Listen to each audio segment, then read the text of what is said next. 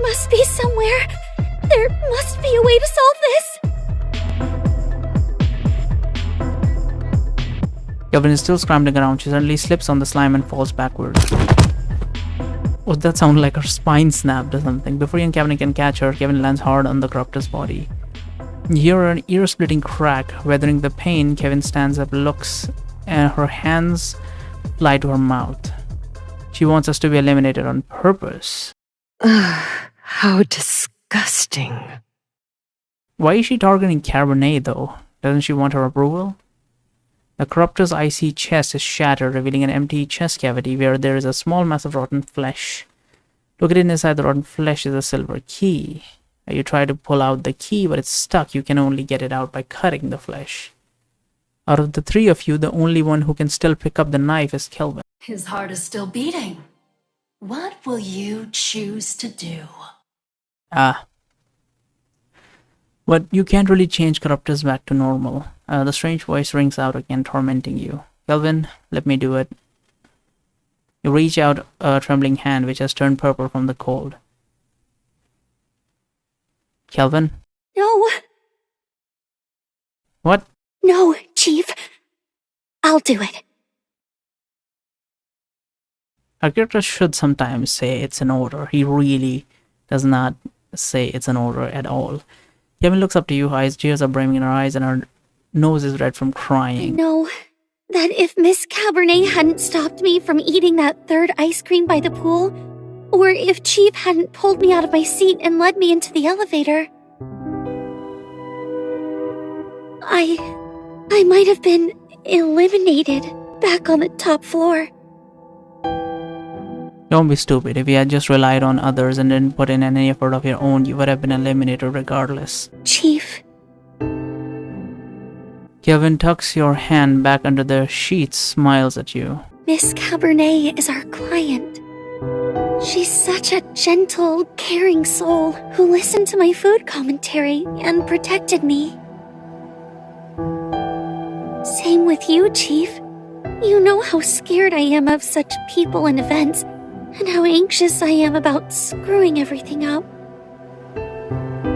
You always protect me, carefully and kindly, and never blame me for not finding any important clues. Question, is it possible that he can't activate the shackles unless he's under emotional distress? Or actually, would the shackles even work on a corruptor's body? Who knows? I really want to tell you guys how much I like you and appreciate all of you. So, this time, let me protect you. I believe that the two of you will win this game.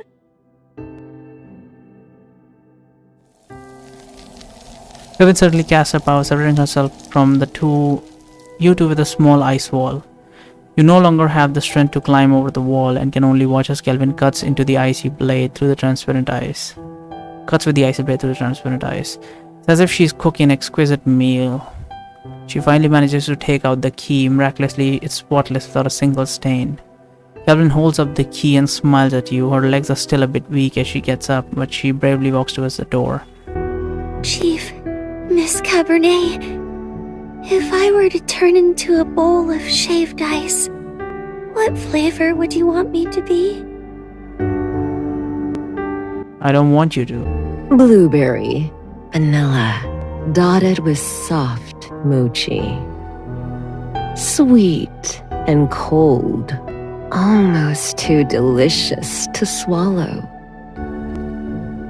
Cabernet leans against her cane, stands up, a sheet slide of her body, revealing her red, frozen shoulder. She's a bit unsteady on her feet, but still bows to Kelvin. The key gets inserted into the lock, making a sweet clicking sound as it turns. You can't see your surroundings clearly. You can only sense bright white light flooding in and the frost on your body melting into a sticky substance as the temperature rises. And at the other end of your consciousness, on the other end of your shackles, that sinner's breath has also become as frail as this melted snow. I thought he would get super angry and go super shackled or something. like Super Saiyan or some shit. But I guess not. He just does not get like agitated beyond a certain extent. Ooh, that's cute. Soft mochi wrapped in fine shaped ice, adding fruits for another layer of flavor. The dessert is worth savoring more than it looks. The texture of the ice is very fine and without any hard to chew small ice particles, so it won't burn your teeth. You can sense that its creator is quite a thoughtful person. Oh, how thoughtful.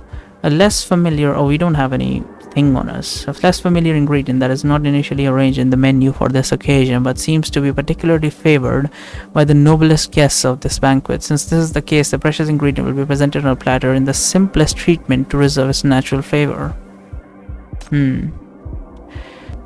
Where was it? Dangerous thief. Was it? Guests are disappearing. Dangerous thief. Yep. In order for Chief and Cabernet to successfully reach the end, Kevin gives up her chance to move forward. She slowly carves a path out of secret room with her icy blade. The moment the key turns, she disappears in an engulfing white light. Let's finish these. Oh no, again one of these. I hate these so much.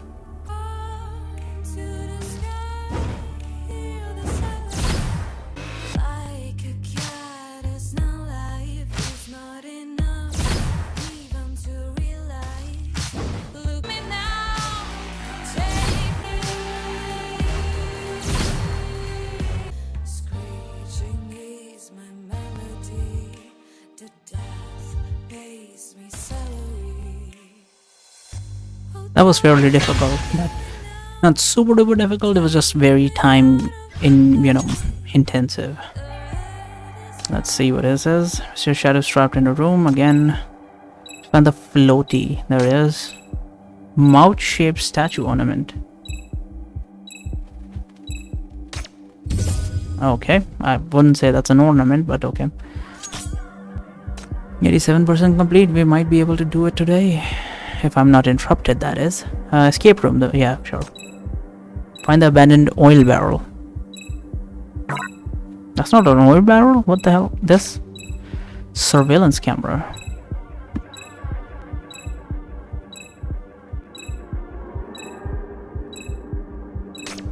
I could barely see it. The hell? Oh boy, we are almost done. Let's who's this one? Just go floor. Your flawless disguise is your strongest weapon. The elevator rises back on level B1 and Lamia is pushed out along with the crowd. Though she's extremely frustrated, she has to put on a calm look and pretend that she's also a banquet guest. Yet she's agreed by the news that the elevator and stairs have been locked and shut down. She rushes to the elevator only to see the panel has completely gone dark. No matter how hard she presses the buttons, there's no response. She is now trapped on this floor. Great! Now the elevator is out of use. That's why I said it's dangerous down here. No one ever listens to me and they all rush downstairs. Putting your life at risk just to try some strange new food? Stupid. Namia fails to control herself and exposes her panic for a second when she realizes that the person who has been worried about her in the elevator is staring at her strangely. What makes Lamia even more nervous is that the person seems to be accompanying Cabernet. Oh, fuck me. Namia quickly changes her tone and feigns a piteous look as if sympathizing with the other guests' complaints. Oh, it's you. The one who also got squeezed flat against the wall back there. Lamia comes up to the people before her and whispers with lowered eyes. Please, keep this between you and me. Help me. I beg of you. Why did she single me out? That's the real question. Was it from her perspective, our character is just a guest, so I don't know what she is doing here. It's extremely dangerous down here. There are things beyond your worst nightmares. It's truly terrible. You've got to believe me. We have to get back upstairs. But to Lamia's surprise, the woman in Cabernet makes no response to her words. Her attention is completely focused on the person next to her. That's odd. But I guess it's good that she didn't notice me. The ingredient better not reveal itself to the gourmet.